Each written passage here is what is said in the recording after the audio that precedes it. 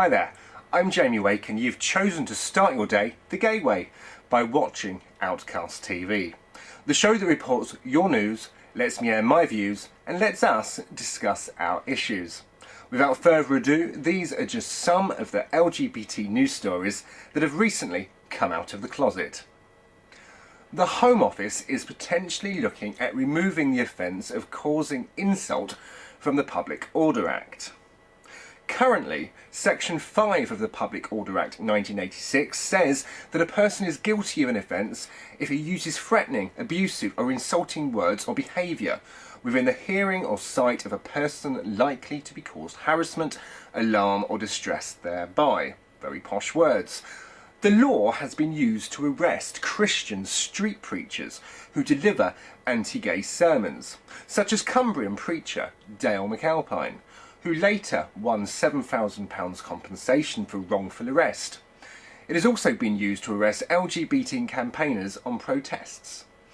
It has also been used against Muslim extremists who have called British soldiers terrorists and butchers of Basra. However, some arrests under the law have not led to prosecution. For example, in 2008, a student was charged under the Act for holding a sign outside Scientology's London headquarters, calling the movement a cult. And in 2006, another student was arrested for calling a police horse gay. In both cases, the charges were dropped. Civil rights groups and gay rights campaigner Peter Tatchell have called for the law to be changed because it criminalises free speech. The gay rights charity, Stonewall, has opposed any change to the law, saying that they believe that the law is currently settled in the right place, balancing freedom of expression with people's rights to live free from abuse, which can be hugely intimidating. So who's right? Two very significant sides that both fight for LGBT equality. They both have opposing views. I guess we need to decide what's best for LGBT people. Is it our right to protest and our right for freedom of speech? The change in law will allow us to do this without fear of wrongful arrest. Or is it more important that we remain protected under the law so extremists can't attack us, as a change would allow other people to then insult the LGBT community? What I find alarming is how quickly the Home Office have managed to be consulting on this, when a consultation on gay civil marriage has been postponed, twice? And it won't start until 2012. I find that insulting. Let me know what you think. North Wales Police are to display rainbow flag stickers in police stations to encourage gay people to report homophobic crime. Diversity leaders at the force believe the stickers will reassure gay people that they will be treated sensitively and respectfully. According to the Daily Mail, Greg George, head of diversity development at the force, said, "The force is committed to tackling all crimes, including homophobic hate crime, and the stickers, which will be placed in all front counter areas, are a further symbol of our pledge. We know that homophobic hate crime is still underreported. All police officers within the force are trained to deal with all types of crime. However, we also have designated diversity officers to support investigation and victims of such offences. The force also runs a self-reporting initiative where victims can contact the police without giving their name or their details." In 2009, Grampian Police, one of the country's largest police forces, said it would display the rainbow flag in all of its offices to support gay rights. PC Derek Allison, Aberdeenshire Division Diversity Officer, said, "It is a great way of advertising the Grampian Police commitment and understanding of equality and diversity." Sadly, this story did come from the Daily Fail, which has never really been the LGBT's community's #1 fan. It's great that a police force recognises that homophobic hate crime is underreported and is trying to find ways to remedy this. Stickers in a door window, though, may have been a better location to encourage people to actually walk through the door. And it could be complemented by online and phone reporting systems. Just as long as they don't go too far and then start playing I Am What I Am down the phone while the caller is waiting for the phone to be answered. I personally have preference towards a third-party reporting service, which would then allow a victim to meet someone away from the police station to report the hate crime. This prevents retaliation, which could happen in smaller communities if you're spotted going through the doors of the police station. With the world taken over by smartphones, surely there should be an app for that. New Zealand's Labour Party says it will push for gay couples to be allowed to adopt. Although Prime Minister John Key has said the issue is not a priority, the party's Rainbow policy document says it will modernise the law to ensure the widest pool of suitable adults is lawfully available to provide care to children in need. Although most New Zealanders can adopt, gay couples currently cannot. Other promises include measures to crack down on homophobic bullying in schools and updates for relationship and relationship property laws. This week it was claimed that 2 Labour MPs had called Gay National MP and Attorney General Chris Finlayson Tinkerbell. Trevor Mallard and Clayton Cosgrove have been accused of homophobia. ACT's Wellington Central candidate, Mr Stephen Whittington, has accused openly gay Labour MPs Grant Robertson and Chevelle of covering up prejudice in the party. According to gaynz.com, Mr Chevelle said Mr Mallard had supported all pro-gay legislation and did not deserve vilification. Sadly, there's a lot of this in politics. I've even been accused very recently, locally, of trying to be the only gay in the village, for when I challenged a political party's LGBT equality record. The party in question failed to remember that I am an LGBT campaigner first and foremost. And whilst I am a member of a local political party, I would, and have, even publicly challenged my own party on LGBT rights. But that's old news. Politicians have to stop this bickering, and perhaps we should start electing LGBT representatives from each political party to form an LGBT cross-party initiative. Let's face it, equality is the same regardless of political persuasion. A Christian Tory councillor from Buckinghamshire has been suspended following a tweet where he compared gay marriage to bestiality. Following Prime Minister David Cameron's public support for marriage equality, Wickham District Councillor James Maliff tweeted, "There is no doubt the PM is wrong on this issue. We may as well legalise marriage with animals. Crude, I concede, but no apology." He was responding to a message former Tory MP Paul Goodman, who tweeted that the move could lead to recognition of polygamy. Mr Maliff later deleted the tweet and apologised. He said, "I was not intending to be offensive. It was much more a comment to try and establish where we draw the line on these things." My comment on Twitter was there in no doubt the PM has got this wrong, and you may as well legalise marriage with animals.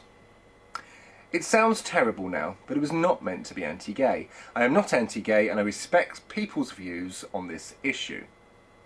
Speaking to the Evening Standard, a Conservative Party spokesman said, "These comments are completely unacceptable.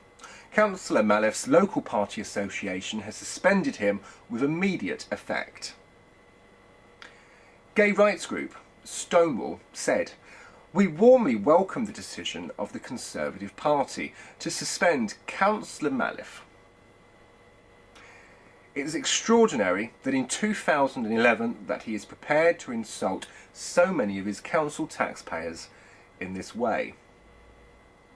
This was followed by another blow when Conservative MEP Roger Helmer, who has been accused of homophobia, resigned.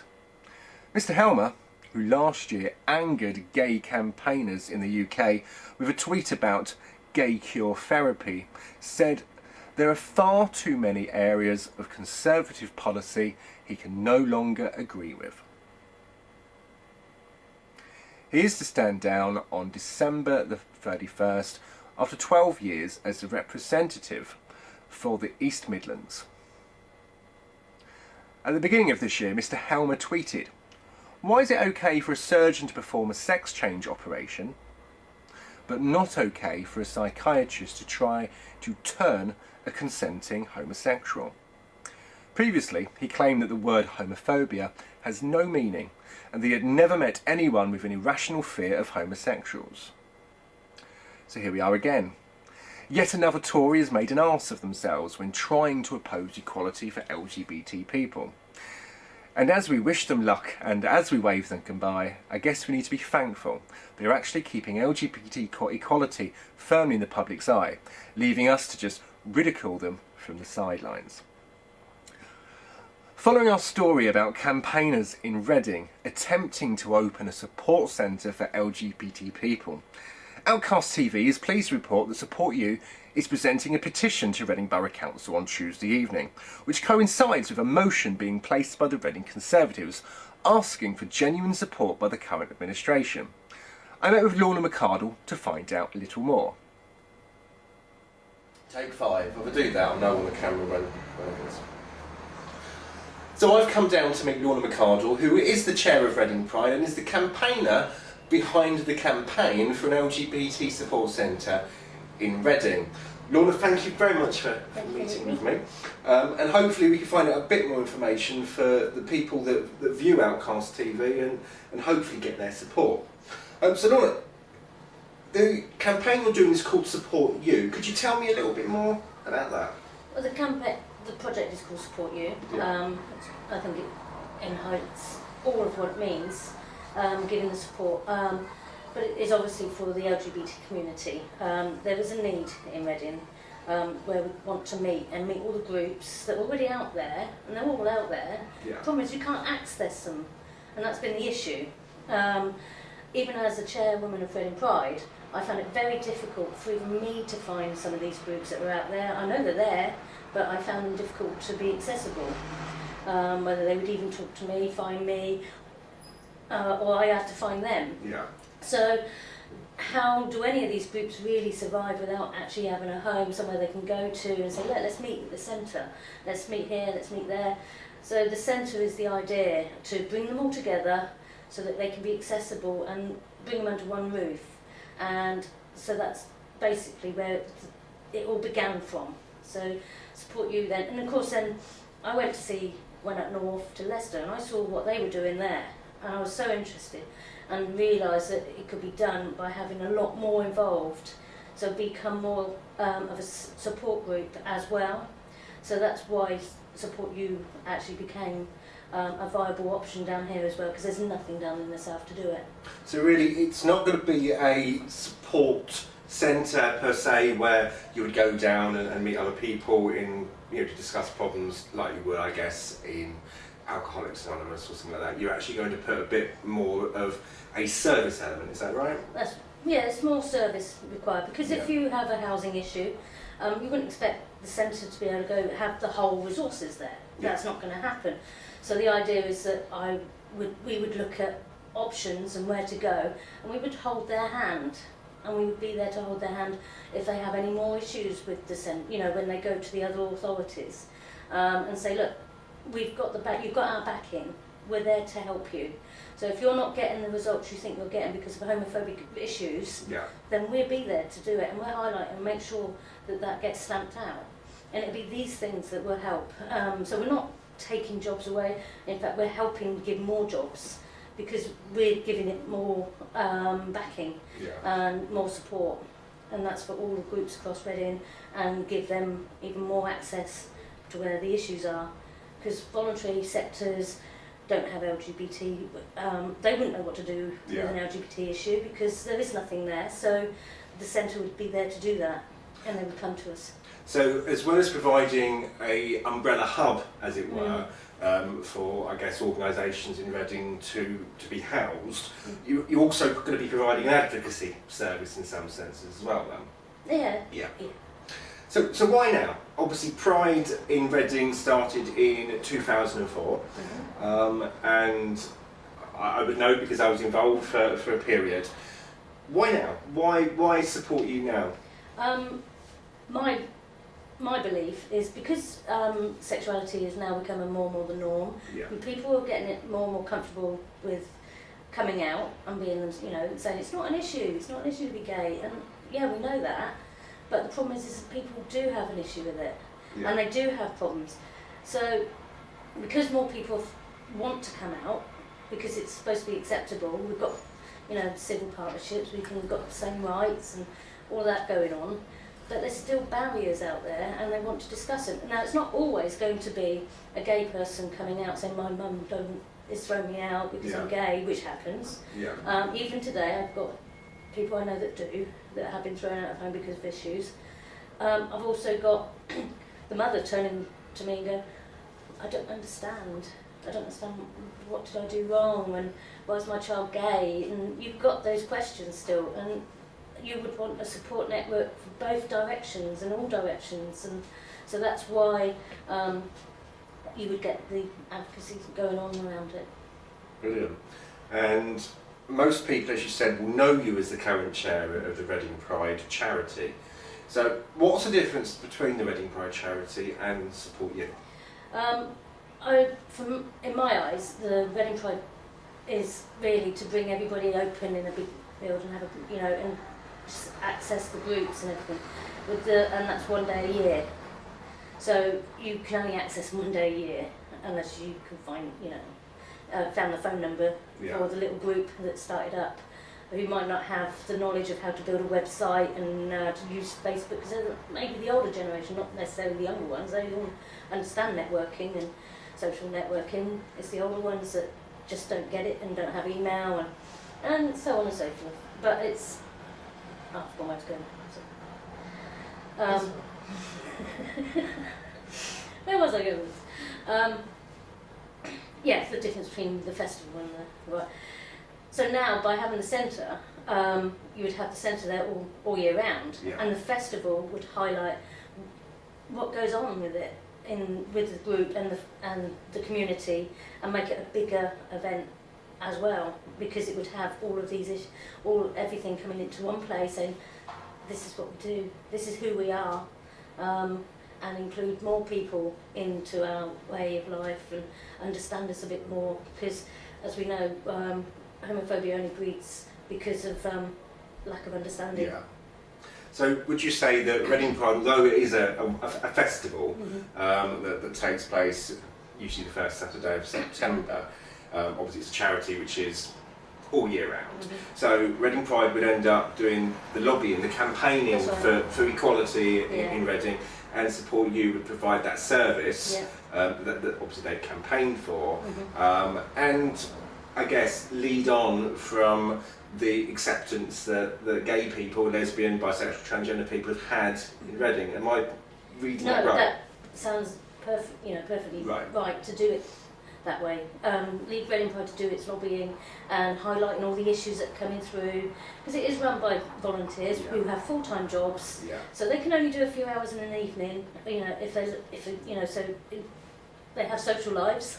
So we're talking about less than that. I remember, Lorna. I remember. So this is why it could never be any more than a lobbying and highlighting issues and things like that. Whereas the support centre can do a lot more than that. It can actually actively engage with the lobbying and help in that way.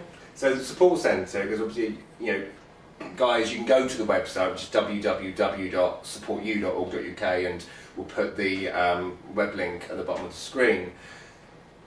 It talks about the services and why Support You is being informed of what it can do. So the support centre then becomes very much a big part of the campaign, is that right? Yeah, it is, yeah. And obviously there is no support centre at the moment, and that's what you're campaigning for. And we're very pleased to hear this week that you're petitioning Reading Borough Council. That's right. Tell me about that. It came about because I was asked, what does the LGBT community need? Yeah. And I'd always had this in the back of my mind for a couple of years. And I'd already started the ball rolling. Something came up that really kicked me into going, right, this can be done. And then when I got asked what can the Reading Borough Council do for the LGBT, I said, I'd like to put this centre. So we campaigned together and got the signatures together, and now it's all coming to fruition, hopefully, on Tuesday. And that was through help through Councillor Tim Harris, That's right. Conservative Councillor. So, which is great that it seems to have become a cross-party campaign in Reading. Yeah, and it seems that I've got a lot of support from all the parties coming through. They're all saying, yes, we love the idea, give some more information, let us understand a bit more. So, fingers crossed. I'm not asking for anything special. I'm not asking for a new building. I'm asking for an old building. Yeah. I'm asking for something that's actually quite derelict. It's just sat there. It's one of the council ones that are just doing nothing. So has anyone told you about any potential buildings? I haven't. So because until I get the petition, hopefully I'll get more interaction with the council to go, right, okay, let's have a look at these buildings then. We've been told you can have one, Because I guess everyone's aware that I think the Central Club building's been donated to them to provide an environment, and obviously you've got other charities and groups that get assistance from Reading Borough Council. So I also understand there's a motion being put to the council on Tuesday. That's right. As soon as I've got my petition in at the beginning, I'll put my petition in and then listen to my argument of why, and there'll be questions and answers. And if they agree, the motion will then go at the end of the meeting afterwards to actually put it forward. It'd be that quick. So by the end of Tuesday night, quite late I think, we should know whether the council said, right, go for it, you're getting... And I think the motion's asking, not only just for the building, it's asking for a start-up as well, it has asked us, £10,000. £10,000 start-up fee to get us some lots of bits and pieces we need. Website stuff, it's all administration really, and assistance with marketing and things like that. Brilliant. So I'm going to have to ask the question. What's your gut feeling at this stage? How do you feel it will go on Tuesday?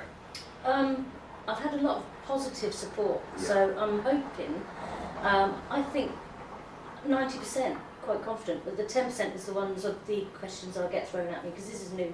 I'll be honest, it's new to me, so I'm ready for the questions that will be thrown at me about why do we really need it. I'm going to be prepared for it, so I'm a little bit nervous. So I'm almost guessing then, really, that some of the services you'll be providing will also complement some existing services that are there. They will complement. There'll be a network going on, a bigger network in Reading, which can only be a good thing if you want the city status.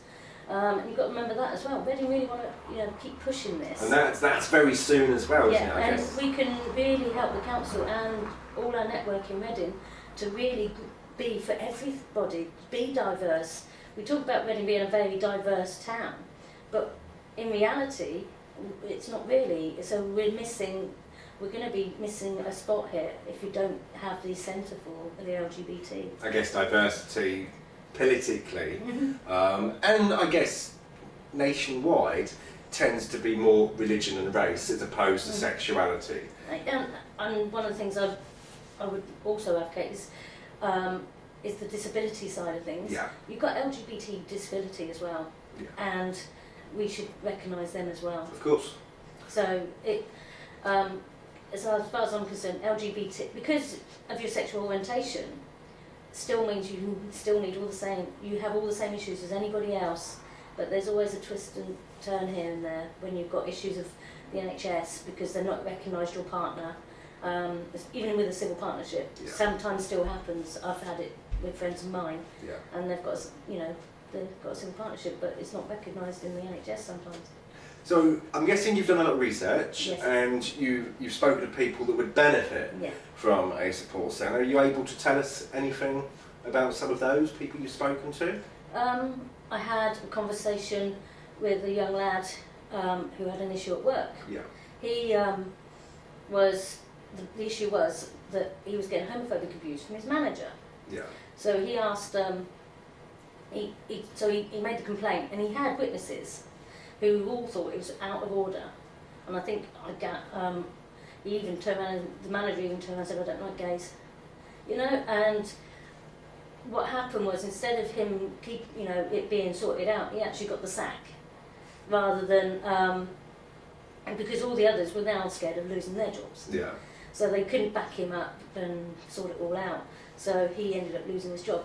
That's not right. No. You know, I would be looking at solicitors that I would recommend who would look at his case properly and sensitively, because of the nature of it. So, and get the proper advice for them, and it's not run away and go, no, that's it, that's all I can do. It's homophobic, but so what? I've got to deal with it. You don't have to deal with it anymore. No. There's HR law, obviously, to protect Exactly. a lot of people. What about vulnerable people? I don't know, older people, for example. Yeah, Stonewall have come out with a report recently Yeah. that really highlights the issues with the our older generation of LGBT. You've got to remember, when you get old, as now lesbian, gay, bisexual, all of us, we probably don't have kids, the majority of us.